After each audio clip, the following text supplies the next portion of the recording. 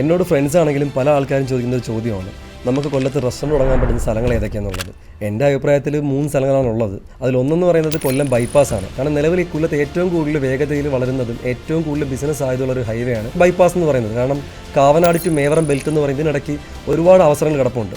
ദീർഘദൂര യാത്രക്കാർ, അതുവഴി കടന്നു പോകുന്ന ഫാമിലികൾ, അത്തരത്തിലുള്ള കസ്റ്റമറെ നമുക്ക് കൊണ്ടുവരാൻ സാധിച്ചു കഴിഞ്ഞാൽ അത് വലിയൊരു വിജയം തന്നെയാണ്. നെക്സ്റ്റ് ലൊക്കേഷൻ എന്ന് പറയുന്നത് ചിന്നക്കട തന്നെയാണ്.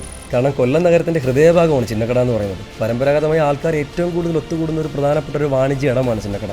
അവിടെ എപ്പോഴും ഒരു ടാർഗറ്റ് ഓഡിയൻസ് ഉണ്ട്.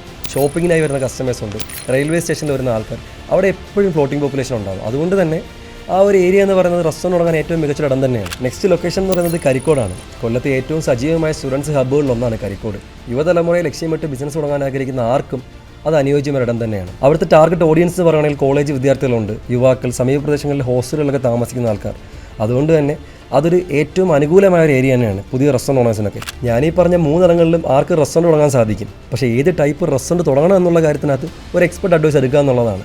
അപ്പോൾ എനിക്ക് നിങ്ങളോട് പറയാനുള്ളത്, ഞാൻ പറഞ്ഞതിൽ ഏതെങ്കിലും സ്ഥലം വിട്ടുപോയിട്ടുണ്ടെന്ന് നിങ്ങൾക്ക് തോന്നുന്നുണ്ടെങ്കിൽ നിങ്ങൾക്ക് ഇതിവിടെ കമൻറ്റ് ചെയ്യാം. അടുത്ത സീരീസിൽ നമുക്ക് അതിനെപ്പറ്റി സംസാരിക്കാം.